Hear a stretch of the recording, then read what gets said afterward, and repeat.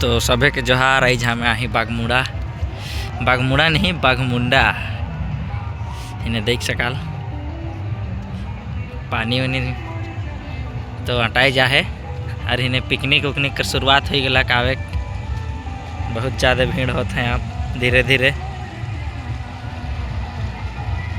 तो तोहरों के छुट्टी मन मिलत है तो आवा घूमे और घुमा बागमुड़ा में और मज़ा लेवा।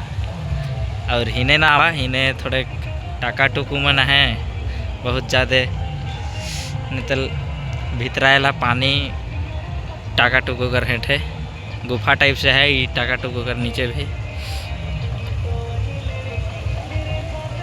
तो आवा घुमा एंजॉय करा मौज मस्ती, लेकिन अपन जीव जान के भी देखे है।